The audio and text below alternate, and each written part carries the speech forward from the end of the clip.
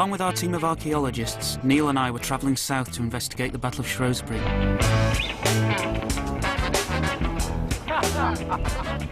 It was here in 1403, at the end of a sweltering hot day in July, that for the first time English archers used the devastating power of the longbow against one another.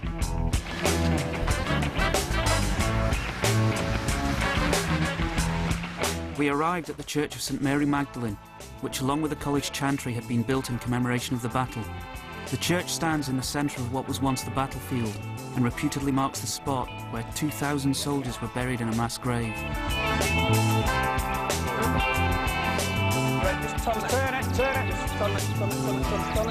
Nicely done. It was the ideal spot to base ourselves, so we pitched our tent next to the graveyard.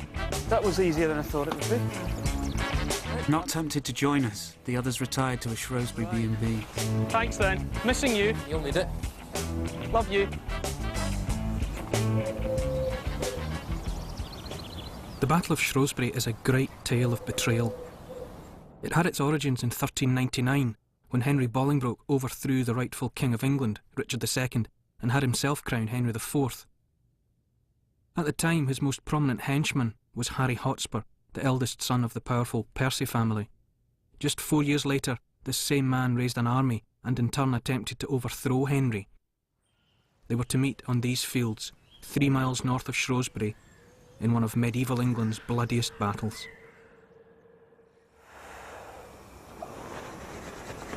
If I was going to have a battle, right, I would absolutely insist that it was in the summer.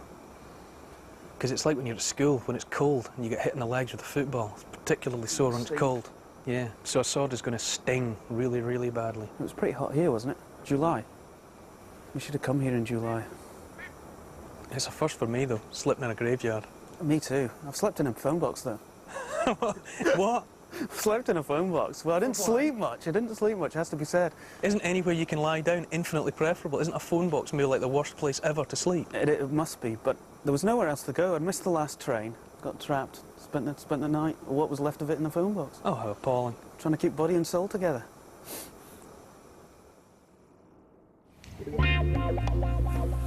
Oh, it's like a Christmas card out here, Neil. I'm just grateful I didn't slip away in the night.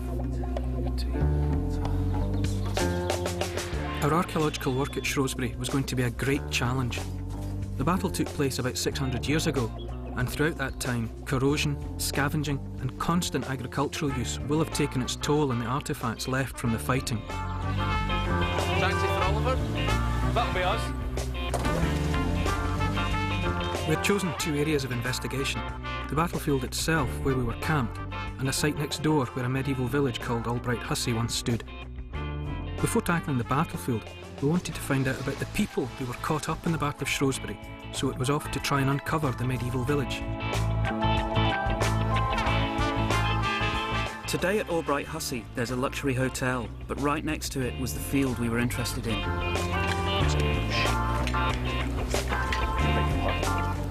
The field wasn't much to look at, but we knew from old maps that somewhere around here were the remains of a medieval chapel, the spiritual heart of a once thriving community.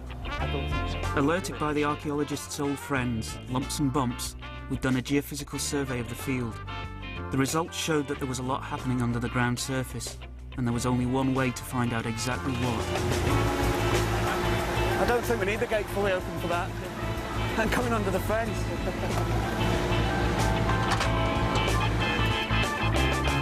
These clay bits look really level and floor-like. Is it pot? No. Tile. It's pretty flat on the back, isn't it? I say, look at this. It's that stuff again, and it's at the same height. Some they are. Yeah, isn't it? That's nice. Battles are fought just in the open landscape. They happen where they happen. And what we're looking at here is the site of a village, which was essentially on the battlefield. Yeah. At the time. The people living in a place like Albright Hussey are just going about the normal run of things. They're just going about their business on that 21st of July. And suddenly they find themselves confronted with an army of thousands of men on horseback, men in armour, men being pursued. It will rapidly become clear to the people living here that something big was about to go down. And as it happens, Hotspur chooses their backyard to draw things to a conclusion. You wouldn't be sat there watching the telly and watching the breakfast news going, oh, and there's war some going nasty stuff about to happen next to Shrewsbury. Yeah. You'd look out your door and all of a sudden, certainly you might have heard gossip and stuff, but I would imagine there'd be some surprise. Maybe they get themselves out of there. Maybe they skedaddled. Maybe they take themselves away. Maybe they watch. They might well have seen the rain of arrows filling the sky. Then in the aftermath, what you're going to have are men fleeing the battle, and they're going to come back to places like this. They know that there's houses here. They know that there's people here that might be able to tend their wounds. They maybe just want to get out of sight, so they're going to come back here. So these people have been completely swept into it. Right, it's been a pleasure as usual, but I'm off. Drive carefully now, right? Okay, See you in a bit. See you, folks.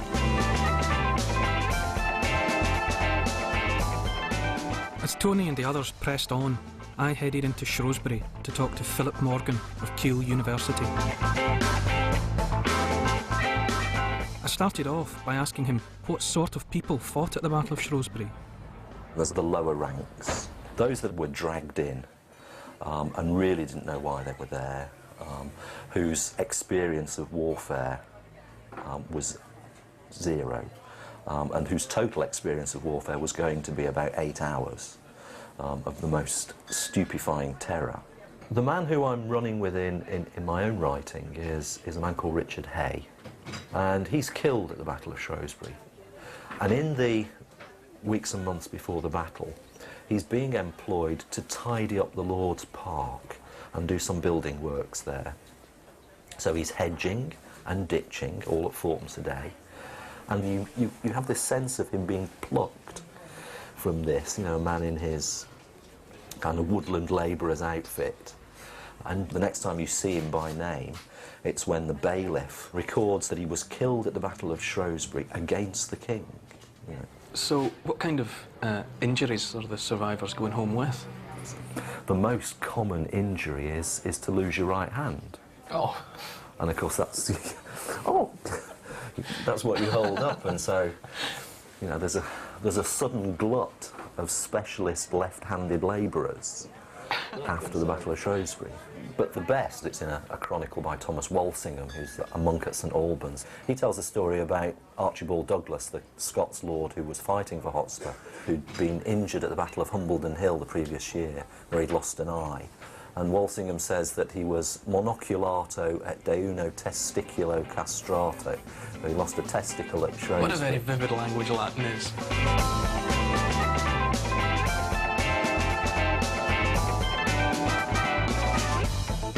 Back at Albright Hussey, the dig was starting to uncover a bewildering range of archaeology, dating from the medieval period right up to the 19th century.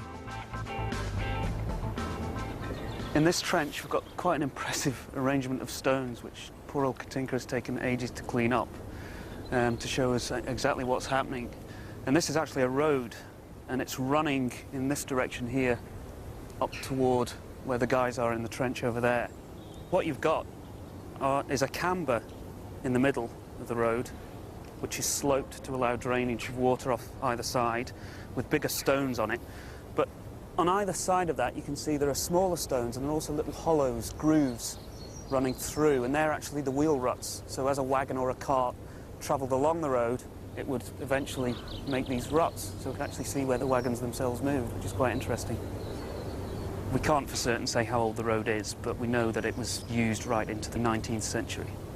The earliest material we've got is actually from that trench down there. This is on the lower ground, the marshier part of the site, and we were joking that it might turn into a water feature. And as you see, we've got a duck pond here. What we actually found in it are pieces of what we call green glaze pottery.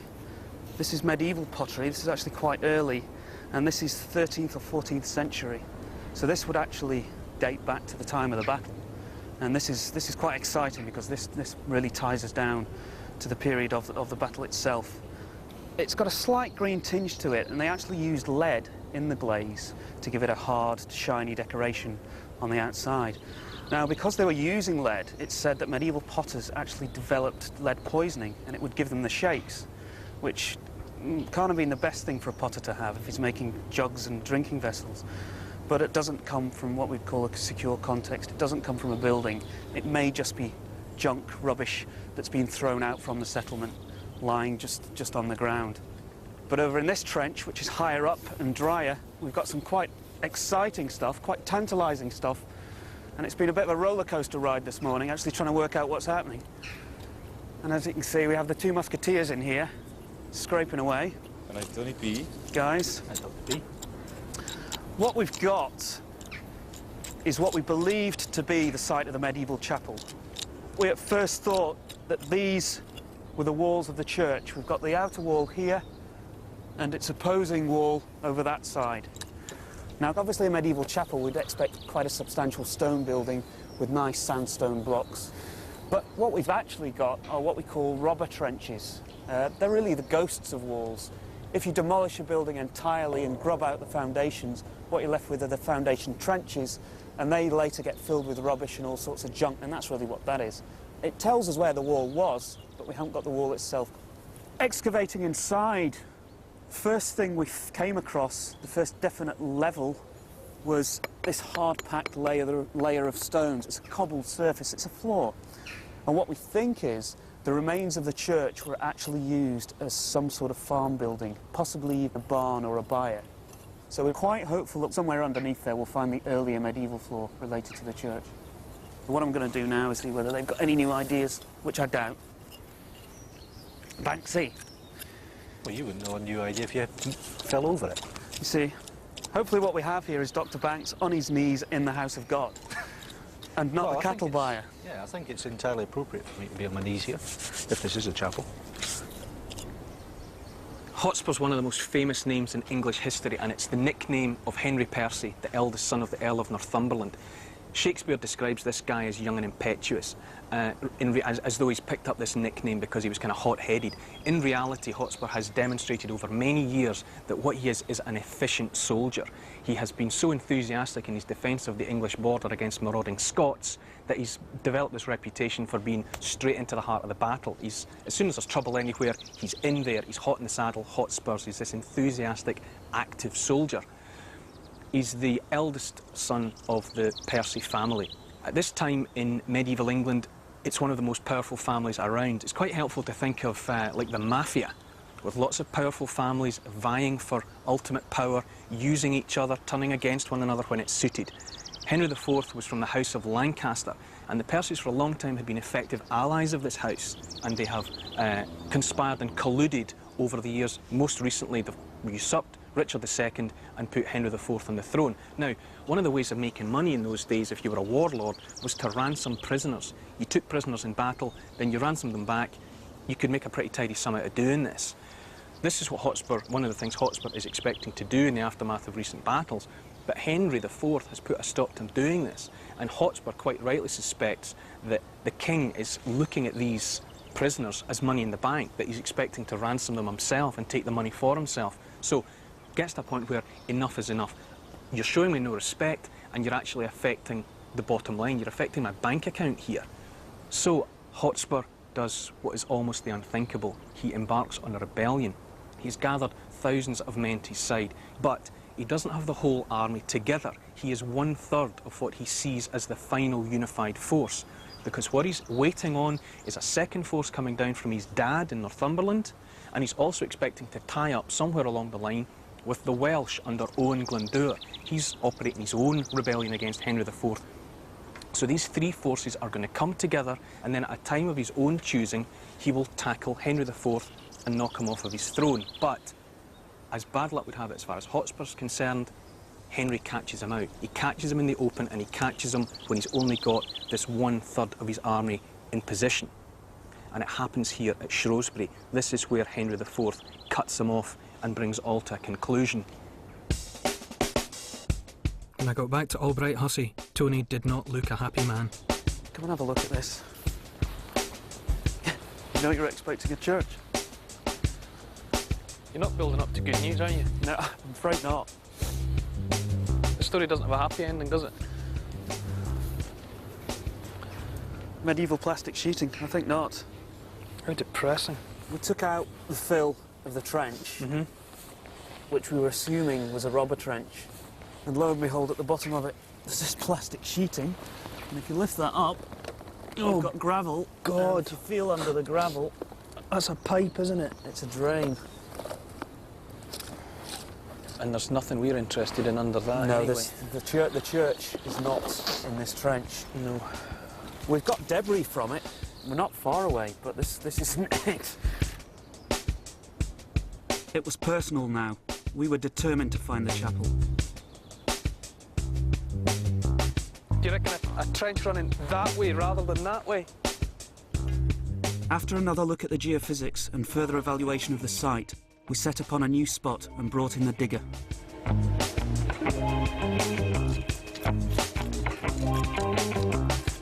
They've got barbed wire and porcelain.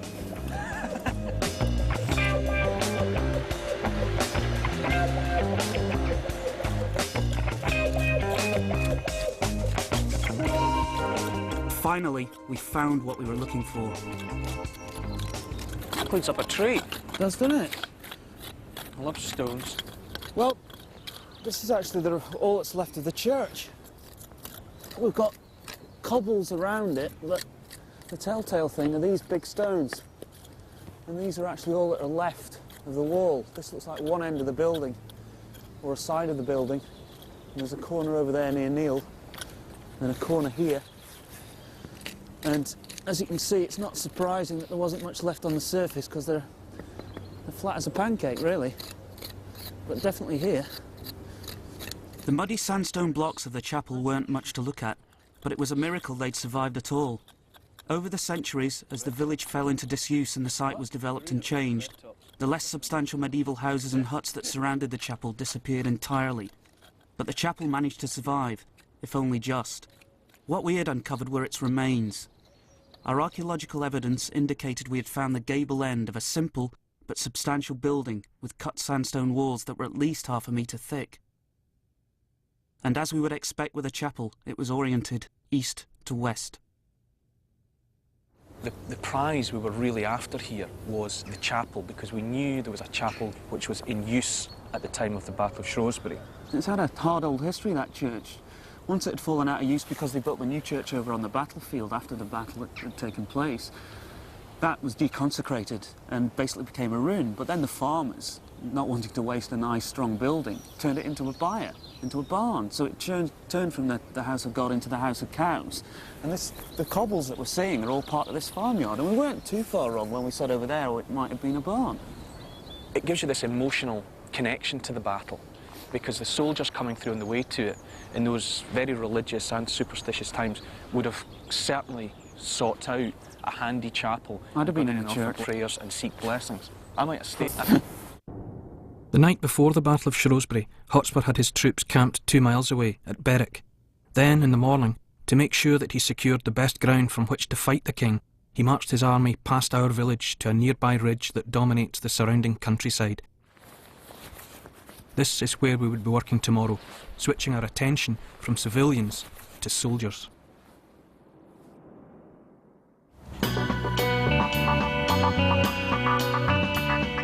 This church was built in the centre of where the battle had taken place 3 years earlier, and assumed the duties from the chapel at Albright Hussey, which was dissolved soon afterwards. From its tower you get a bird's-eye view of where the vast array of troops who fought at the Battle of Shrewsbury were positioned. The ridge where Hotspur and his 10,000-strong force lined up, and the lower ground where the king's mighty army of 14,000 men stood. Hotspur's men would have been ranged on the ridge across to the front of us there. As we're so high, the ridge is sort of flattened out, but if you're on the ground, you're looking up. It's definitely the most prominent part of the landscape. From the point of view of the king's men, you know, who are arrayed down here, they haven't chosen the ground, they've just been confronted with an army. So they're on the level ground down here, and what they're looking up at on this dominant ridge is the whole array of Hotspur's troops. And you would not want to be the soldiers who are down on the ground confronted with that. It's got a psychological advantage, if not the number of men. Graveyards, especially in a country like this, they've got this nice, quiet image, it's serene. But what we've got to get back to is the fact that before this church was built, this was a slaughterhouse. This is the centre of the battle. And we've got to get back and put those men back in the landscape, back on the ground. And that's really what we hope the archaeology will do, is to take us from this place now to that place then, and really be able to touch and feel what happened on that day. Yeah, take away the peace and the quiet and replace it with the violence. We wanted to find the debris of war, the arrowheads, armaments and soldiers' personal possessions, so we hired a small mercenary force of metal detectorists. And with the help of Jerry, our geophysicist, we were also looking for the remains of the archers' defences.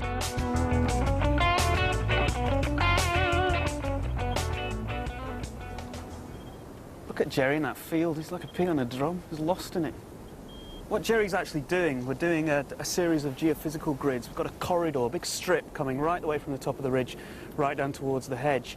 And what we're trying to do is we're trying to find evidence of any defences that the longbowmen on Hotspur's side may have put in place. Let's not forget this is the most important archery battle ever fought in Britain. It was traditional for the English longbowman to actually, if not dig himself in, to at least put a spike in front of himself to stop the enemy coming onto him. Because an archer's actually very vulnerable. He's static in the landscape, and if he can be quickly broken up, a line of archers can be quickly broken up with a cavalry charge unless they've put some means in the ground in front of them to deter that kind of advance. I mean, it's a real long shot. Jerry's willing to give it a go. He may not be Hotspur, but he's pretty heroic as far as we're concerned, because it's taken him a long time to get up and down that field. The herringbone defence that Jerry was looking for was zigzag-shaped pits or trenches, which were sometimes dug by the archers for added protection. Geophysics can give you a good indication that there's something beneath the ground surface, but it's not X-ray vision. So when Jerry showed us his findings, we were dumbfounded. There, staring us in the face, was a distinctive zigzag pattern, with a chevron about 16 metres across. So in a day or so we might have, for the first time in 600 years... Well, there we go, Tony. Longbowmen's trenches scattered across this hillside. Excitement unbounded. That would be phenomenal. Yeah, well done, well done. Thank you very much.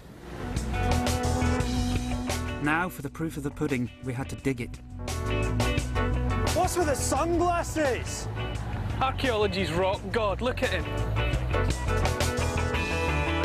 Anticipating what might be just below the surface had fired our imaginations.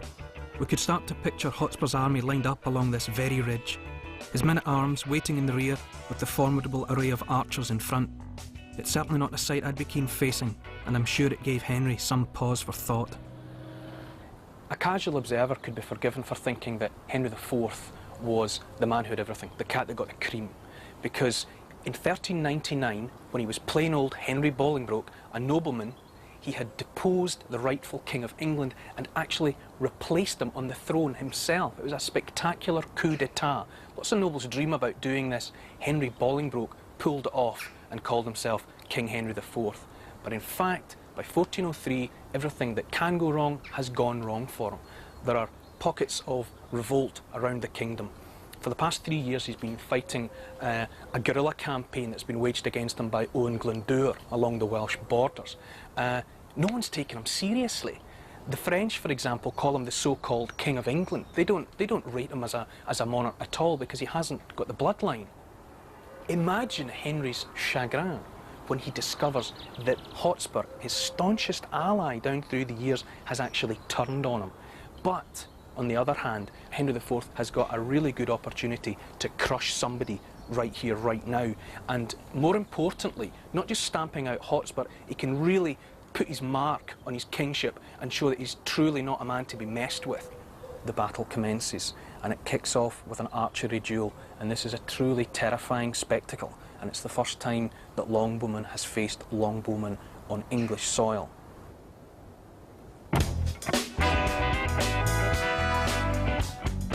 Just how effective was the fabled longbow? I fetched Andy Robertshaw from the National Army Museum to give us an archery lesson. Tony! Hello.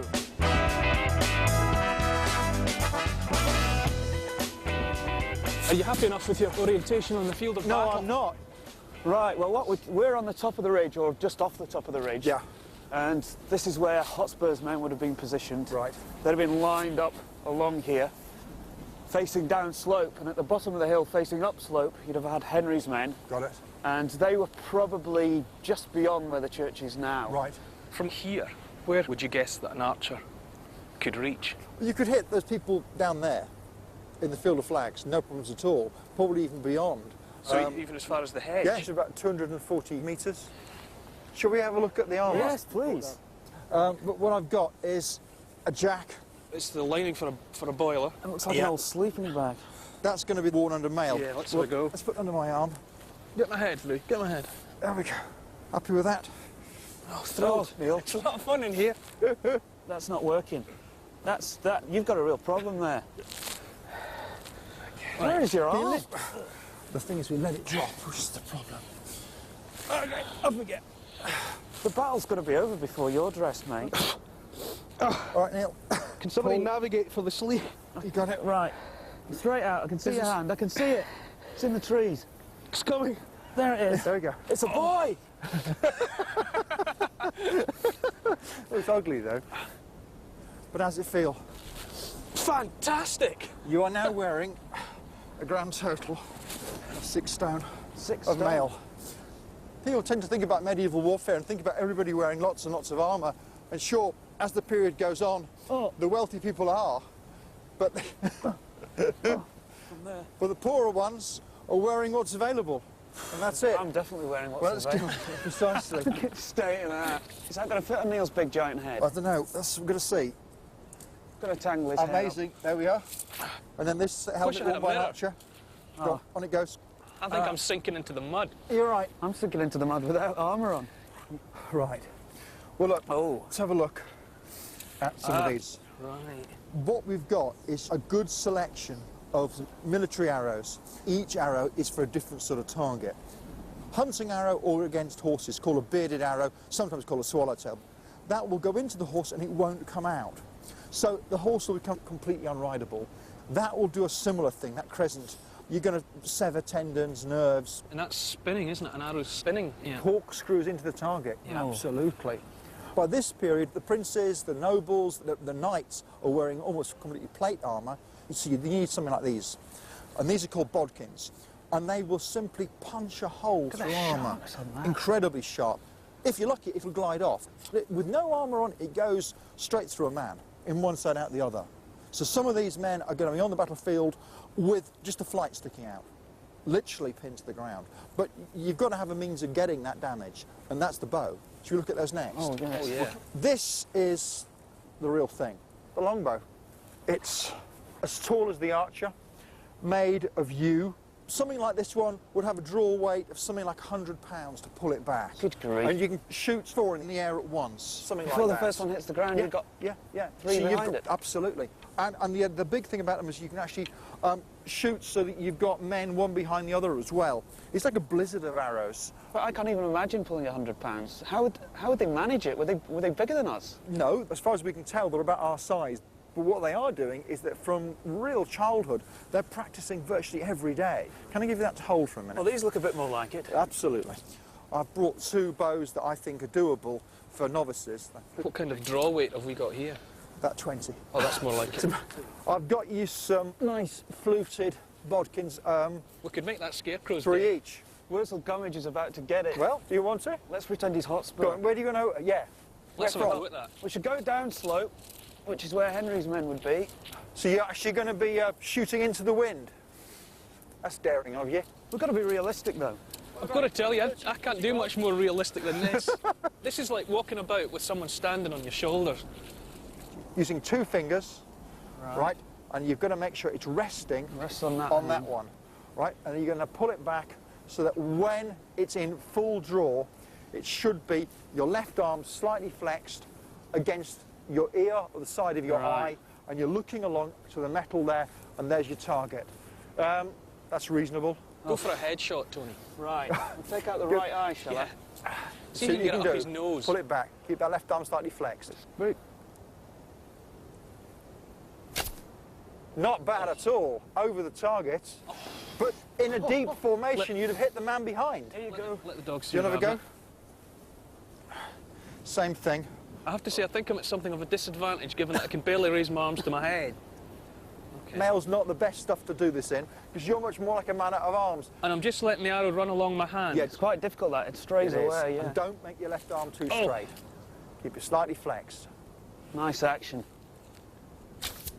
Ah, Nice. nice. Got a result there. Excellent. Very, very good. Hand and finger tap. That looks sore. This is a doddle. Bring them on. Give them hell. Oh, you dancing bear! That's going to slow down his attack, isn't it? So poor old Wurzel there is obviously not wearing any armour on his head, but these guys would they not have had full face visors and things? Yeah, but with the heat and just fighting it with all the armour on, it's different today, I know. You are lifting your visor up, and I mean, Prince Henry gets hit in the face. That's right. It's what happens. The Battle of Shrewsbury began on the command of the king. He had divided his army into 2 divisions. He commanded the largest, while his son, Prince Hal, led the second. When his archers advanced up the ridge and opened fire, they were met by a devastating hail of arrows, so dense that it's said to have blocked out the sun. Having sent the royal archers into retreat, the whole of the rebel army now attacked. Seizing his chance for glory, Hotspur gathered together a group of about 30 mounted knights and headed straight for the king. Hacking a corridor through the royal army, they reached far enough to kill 2 of Henry's retinue, but the king was too well protected. The 2 armies now had to slug it out. The investigation into the Battle of Shrewsbury was now in full swing. We were using our troop of volunteers to metal detect a slice through the battlefield, from the top of Hotspur's position down to where the king was stationed. Already we were coming up with interesting finds, but in the trench where we'd been led to look for the archers' herringbone defences by Jerry's amazing geophysics, what we'd uncovered was this: part of an unusual system of agricultural field drains. So we're going to be speaking to Jerry when we get hold of him. And we also believe he's got in his possession the takings from the charity raffle that we ran the other night. So he's living under an assumed identity. The boy's probably shaved his beard off by now and living in Brazil. But we'll find him. Disappointed, but not demoralised, we concentrated on the metal detector.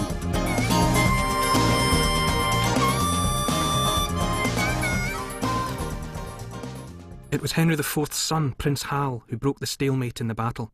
Leading his division in a bold manoeuvre, he managed to advance and swing around into the rear of Hotspur's army, practically surrounding them. This gave the king's army the advantage, and its superior numbers now began to tell. But Hal's valour had come at a price. He'd been seriously wounded by an arrow to his face. Prince Hal was just 15 at the time of the battle. 10 years later, he succeeded his father to become Henry V, one of England's greatest warrior kings, who led the English to a famous victory at Agincourt, where the longbow was crucial in decimating the French. But a well-shot arrow at the Battle of Shrewsbury had put all that at perilous risk. Taking along the seriously wounded Pumpkinhead that Tony had shot earlier, I went off to meet Carol Rawcliffe, an expert on medieval medicine. Hello, Carol. Hello. I have here a dreadfully badly injured pumpkin. Oh, my goodness. I don't know if there's much you can do for him. It's a wounded patient, isn't it? Tony and I have spent a thrilling afternoon recreating some medieval archery. And we know that Hal, Prince Hal, took a wound to the face. Right. What could surgery of the day have done for him? Obviously, they pulled him through. Right, well, the first thing they try and do is to get the arrow out. And they manage to get the shaft of the arrow out, but the head, which is this, the point of the arrow is still embedded in his face. It comes at him from the side. We have a very good and very clear account of what happens, written up by the surgeon who finally managed successfully to get the whole thing out. And he explains it enters over thwart, so it's coming like this, and it's probably coming into the face here and landing into the bone. And it's stuck in, they say, a good few inches, about 6 inches, so it's coming at a difficult angle for anyone to extract. Mm-hmm. They start by giving him drinks, a fearsome brew, possibly, which is made up part henbane, part alcohol. Henbane? Henbane is a stupefactive, and it's also potentially poisonous, but it deadens the patient, makes them sleepy. And to this you add a laxative, so it passes through the system very, very quickly, because you don't want it hanging around inside you. Right. On top of this, Henry would have had people praying, chanting, and talking or mouthing charms over him, which was a standard bedside procedure in the Middle Ages. I'd have been asking for a bit of peace and quiet. Oh, you're Give a man some peace. You're a Got an arrow in my face here. You're a 20th century archaeologist. You're not a 15th century prince. But the theory is that it relaxes you, obviously makes you think of the next life if you know, are going to end this one. But in addition to that, it may have had a slightly hypnotic effect. But the poor man is waiting there for 5 days. So along comes Bradmore, who is surgeon to Henry IV, Howell's father, and has probably been on the battlefield with his retinue of 6 archers. And he looks at the patient, sizes him up, and comes up with this. I don't want anyone coming anywhere near me with one of them. Well, I don't think I would either, particularly in an age without anaesthesia. Can you imagine? That's what I'm thinking about. The drinks would, of course, have possibly had something in him, you know, in them to quieten him down a bit. But I'd need an awful lot to quieten me down before this came at my face. Oh, yeah. I can tell you. How it works is extremely ingenious. It's a bit like the roll plug principle, if you can imagine it. Right. As you turn it downwards, and this is entering into the wound, this part here is fanning outwards.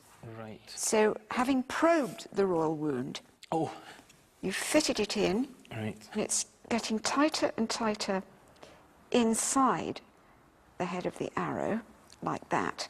So it's fitting very snug now, and you can fit your hands around this. It's the stuff of nightmares. And then holding onto it tight, because you don't want anything to go wrong at this stage. Yeah, and you want to do it in one. And then he pulls it out. Oh, appalling. But this would have left Henry or Howell with I think, quite a significant wound. And it probably gave him a lot of kudos.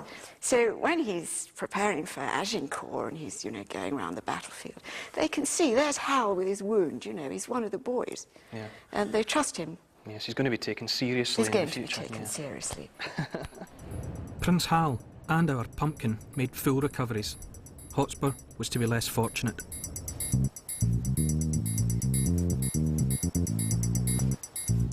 Almost 600 years ago, on the fields we were metal detecting, the Battle of Shrewsbury reached its bloody climax. As dusk approached, with the fighting raging all around, an unknown hand struck Hotspur down. News of his death spread rapidly amongst his men. With the leader dead, their morale collapsed. As many began to flee the field, Henry scented blood and launched a merciless pursuit. By nightfall, the battle was over, and about 6,000 men were dead. In the third phase of our research into the Battle of Shrewsbury, we'd be looking into the story of where some of these unfortunate men are buried. But before Andy went, we got him to cast his eyes over some of our metal detector finds. What we've got are a small selection here of what we think might be the real McCoy. These are the goodies so far. Let's start with the favourite. Well, it looks like the fluted bodkin we used this morning, doesn't it? Yeah. Actually, quite a lot like a fluted bodkin. There's one like that. made earlier. Yes, with the socket having gone, because that's quite thin, and the rest of it remaining. Yeah. Yeah, it's good. Looks a bit This is another of those nail-like. ones where you look at it and you think, ooh, what were you thinking, like a long bodkin? Well, we were thinking of, have we got one over there? yeah, Sort of like pointier one. like that. Actually, it's bent at the right point, you know, look. Yeah. Hasn't it? Obviously, you've got Yeah. iron in the soil for 600 years. It's going Yeah. to warp and you can almost see that waste there, can't you? Yes. Yeah. It's almost the same place. And they're never going to be a perfect match because they're all handmade. Yes. Yeah. Absolutely right. Well, that's great because those two arrows have actually come from grid number 1, which is right on the top of the ridge. Right. So if they've been fired, that's actually incoming from the Royalists over into Hotspur's position, Yeah. taking out the rebel archers on its way. Yes. We're assuming that these missed and embedded themselves in the ground. You don't know. I mean, they could strike and bounce off or just be left behind. I mean, the thing is that they're obviously firing at armoured targets, if we're right. Yeah. Yes. And this is a real sweet little thing. And that really is tiny. Well, it's really interesting, because what it looks to me like is a little bit of decorative silver sewn on, so you can see where the little holes were, or perhaps riveted on. Something that most of the archers couldn't have afforded. So you've got signs of somebody with some wealth here. But you think it's reasonable to imagine someone at Yes. a battle being tarted up with this kind of Oh, decoration? yes. We're not talking standard issue uniform. Oh, no, here. nothing like individual that. style. No, no, no. This is something very personal, worn on somebody who lost it here. Stop, everyone! I've lost my spangle. Absolutely. This is totally different character to that. Potentially. Ooh, where's that come from? That's from over that side of the field. So, do we know whether there was any hand-to-hand in that area? Well, we don't. We're We'd be hoping that would, if we get something evidence of might hand-to-hand, give us it'll evidence pin it for down on that. the ground Yeah, for well, us. the way it's shaped and everything else says it might be something off a weapon like a war hammer. The way that it tapers so that you can strike down against an opponent. From some of the few medieval mass graves that have been excavated, there are skulls with square holes in them, just about those dimensions. That's right. And it's not hard to imagine. Yeah, the amount of force that would go through Probably armour. go through a helmet. And if you're unarmoured, then just tough luck. Oh yeah, Yeah, that's it. that's good night That's vision. good. Right, what have we got? Oh, this is yeah. quite nice. Hoo-hoo. Well, I think what you've got there is a piece of a chape. On the bottom of a scabbard, you've actually got a little plate on both sides Right. to protect the end. So it doesn't stop that blade going through the leather. Fantastic. What do you think, material-wise? Copper? And Well, we were hoping that we had the business end here.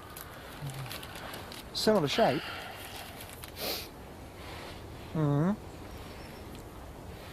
Well, you're thinking piece of broken blade? I'm thinking what we're the tip hoping. of a sword, yes. It's the right sort of dimensions, isn't it? This period, blades are all handmade, of course. Iron, steel mix. Too much iron, they're too soft. Too much steel, too brittle, they shatter. And they're going to shatter when you hit another blade. Right. Then you're going to shed the end of the blade. So that may be evidence, Of hand-to-hand combat. Yes, with someone else with a bladed weapon. That is phenomenal. I think that's possibly my favourite bit, actually. Yes. It's phenomenal. Yeah.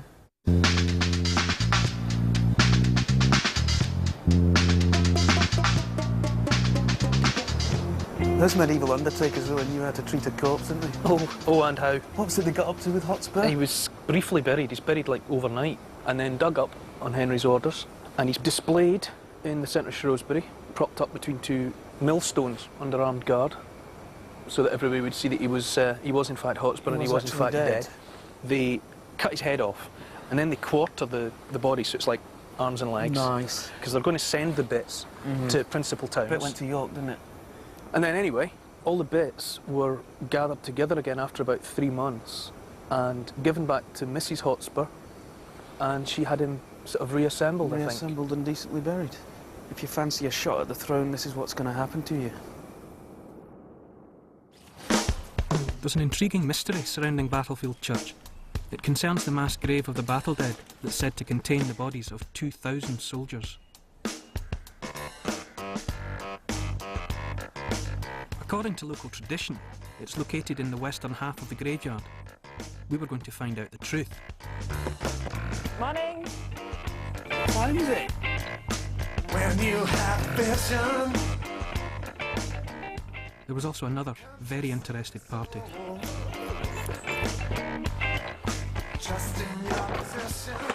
Here we are, St Mary Magdalene's. It's very grand. Here we are down the other end. Nick, the local vicar, turned up to fill me in on the history of the church and explain why it was important for him that we solve the enigma of whether or not the mass grave exists. Which result from what we found out there would suit you the best? I really don't mind. We need to know what's under there. One way or another. One way or another, yeah, because there's a big patch of land. What do we do with it? If it's got something important underneath, then it needs to be preserved and there's no one can be buried there.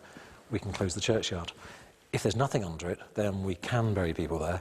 And there are still people who have family members here and who would like to be buried here. And I'd very much like them to be able to be buried here if they want to be. Well, I mean, we'll definitely get you an answer. Well, that'd be good. It'd be nice to know what's gone on out there in the past. When you have vision. So it was down to work. It's a sensitive site, so we'd had to get permission from the church authorities and English Heritage to dig here. Shaking nerves. Nevertheless, the whole team felt very strange about working in a graveyard. It is a bit creepy, you know, we are in a graveyard. It is a a formal resting place for the dead, and we're bringing a machine in, so it does feel a bit peculiar. Let's go, Kev.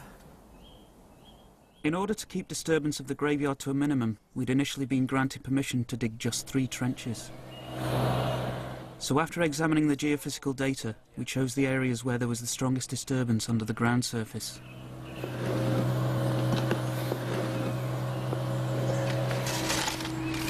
In the first 2 trenches, there was indeed something there, but it was only the buried building rubble left over from when the Victorians renovated the church. Then, in the third, we thought we'd found our first clue. Yeah, what's this? Hold it there, Kev. That's bone. Oh, at last, because you can see the ball socket there at the end. It's pretty degraded. Banksy! Bone! Hello, Paul. It's Tony at the graveyard. We think we've got something, and we'd quite like to hammer out with you an agreement for putting more trenches in. So We now needed extra permission from English Heritage to extend our search, and we needed to get confirmation that the bone was indeed human.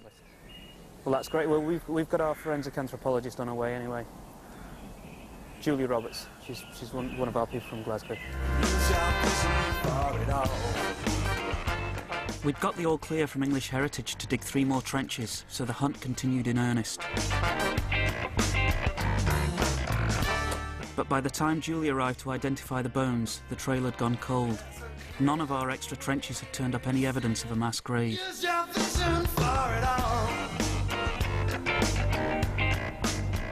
But was our original bone human?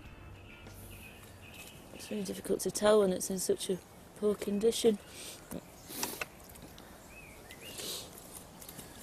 I'm not too sure about it being human, though. Oh. I'm afraid to say. I'd have thought even you would have been able to find a human bone in a graveyard, Tony. I would like to say that if we dug deeper we might find some human bone, but the tinker has discovered that it's a very shallow feature, it's not a pit.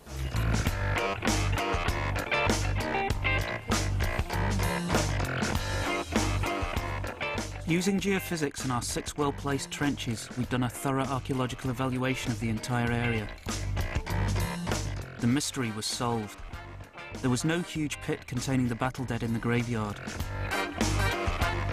All that was left to do now was to document our trenches and return the area to its original state. And although deep down we'd have liked to have found a mass grave, we were glad we'd made one man happy.